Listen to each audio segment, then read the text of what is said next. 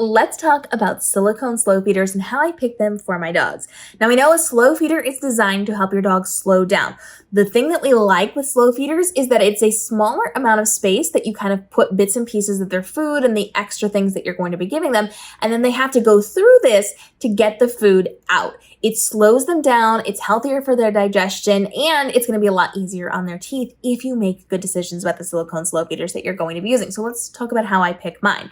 This is one of my absolute favorites. I am starting to acquire more and more. We're going to talk about some of the different versions of this that you can get, and I will link these down below if you like the ones that I'm showing you today.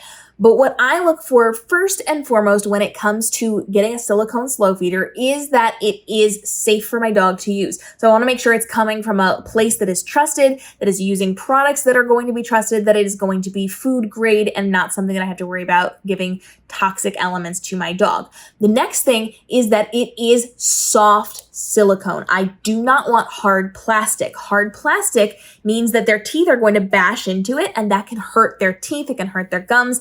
It's not a good situation. It's also extremely painful to listen to. So I always look for soft silicone. I want things that bend, and not just the outside. I want to make sure that the insides are bending very easily as well. I want to make sure that as their teeth are going in here, as their noses are pressing up against it, it's not going to hurt them. So I'm actively looking for that soft silicone. And bonus points if it has a grip on the background, so a suction cup, so that it will stay in place. Now, some of these come with one large suction cup. I like that one better.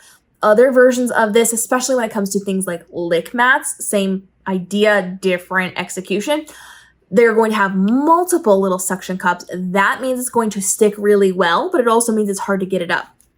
What I have learned, and this is really important, lean in on this one, is as you are preparing your bowls, it will stick to the counter surface. So you will have to be able to get it up without knocking everything flying out of the bowl. So be smart about that. And many suction cups means it's very hard to get it off of a surface. Anything in it will probably go flying. So if you have something with a lot of suction cups or one suction cup that's just really good at sticking, what you can do is put it on a towel, or you can put it on like a paper towel. What I typically do is I'll take if I'm doing like a lick mat or something, I'll put it on a paper plate with a paper towel over it because it would stick to the paper plate. But that way I have a flat surface to move that lick mat back and forth if I'm going to be going to put that in the freezer. With the bowls, I don't have to do that because it's not really going to kind of spread. It is nice and flat. It acts like a bowl itself. So I'm just making sure I'm mindful that I'm putting it on a surface that is not going to stick to it.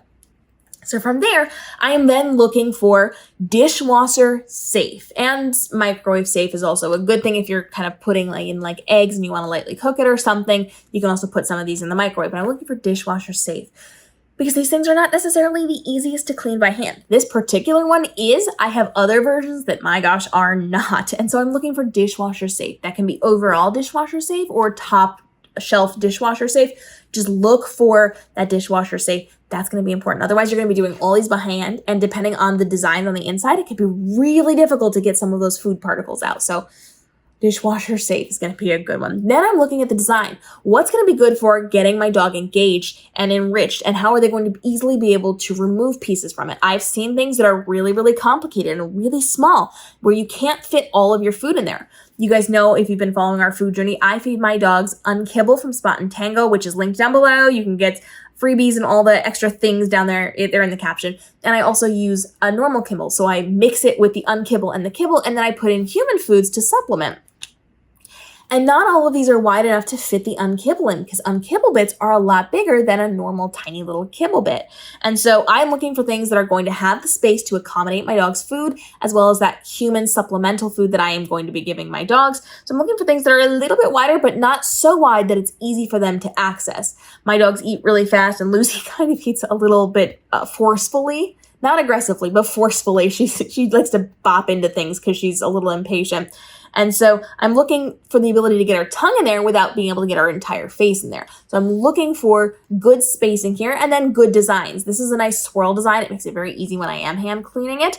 And it's kind of very easy to get them to move around in that circle and just follow one of the ridges around to kind of clean that out. And so there's a lot that can be said for this swirl pattern, but you also have things like this where they've got the rows. So depending on what you're feeding your dog and how you're feeding them, this can also be really valuable. If I was going to be feeding like a row of kibble and then a row of unkibble and then a row of goat milk and then a row of whatever, if I'm doing this by rows, especially with liquids, this kind of thing is going to be a lot more effective than this kind of thing. So it depends on if you're using dog food and kibble and unkibble and all of those things. If you're using human foods, if you're using liquids, different designs are going to be better for that. And if you're going to be freezing it, different designs will be better for that. So if you look here, I have the different rows. Every row can be different if I want. But here, I only have 4 swirls. That is 4 different lanes that I can be putting things in. So if I wanted to do 4 different types of liquid and freeze them, I only have the ability to do 4 here. I could do 5 or 6 here. I could mess that up however I wanted to, but it's going to be different because there's different spacing when it comes to this. So we are looking for flexibility, things that are going to be easy to wash, easy to clean, easy to microwave, easy to freeze things in, easy to take care of. And then you want to look for fun colors. You want to look for fun designs, things that are going to make it a little more effective and enriching for your dog. Because if it's always the same thing, it's going to get boring. It's going to get easy. They're going to figure it out. It's kind of like a puzzle feeder. Once they figured it out, they'd get a little bit faster at it, right? So mix things up, change things up, how you're going to be doing them. And then depending on what products you're putting in them, it's going to be more or less effective for you. So do your research, make sure it comes from a healthy location, that you're not just like buying cheapy things from overseas where they don't have the same regulations. Like, be careful, be aware, be mindful, check reviews on the products that you are going to be using. Check to make sure they actually work for other people. And sometimes those listings will say that they're like a soft silicone, but they'll mean that this part is soft, not that this part is soft. So go to the review videos, especially on Amazon, and check those shoppable videos. And make sure someone there is saying, yes, this is going to fold down, it's going to move, you're going to be okay with this because it's soft silicone, it's going to be better for your dog's teeth. Make sure somebody has shown that, or maybe reconsider what you're going to buy. I'm going to link the ones that I use down below, plus some ones that I'm really excited to get. They're like, we're coming up to the end of the year right now as I'm recording this. Christmas is coming, and so I've put some things on their doggy wish list for Christmas for relatives to be getting them, so I can't buy it for myself because I have to leave it there. But they are going to be my next purchase if the relatives don't buy that for the upcoming holiday season. So I've linked all those down below for you. There's different options, different versions of this. Just do your research before you jump in and buy them. Don't buy for cheapness, buy for effectiveness. And these are not that expensive. Like, I'm kind of saying that as if they're expensive. These are not expensive. These are very accessible, very reasonably priced. But you will see some that are like a couple of dollars. Those are probably the ones that I would recommend staying far, far, far away from. Check how many people have reviewed them. Check how many people have purchased them. The good ones, you'll see that like 50 people purchased this month or 500 people purchased this month on Amazon. Those are the ones that are probably better. People have done the work, okay? We like it when people do the work. So those are probably more of the ones you should go for. Drop your questions down below. If you have one that you're considering, but you want me to look over it for you, feel free to go ahead and let me know. You can send that in to me and I will happily take a look at that for you and give you my opinion on that. And I've linked, again, the ones that we use down below in the captions so you can check those out right now. And we'll see you for our daily videos helping you navigate the world of being a dog parent so you can level up for your pup and give them the best life possible. We'll see you in tomorrow's episode.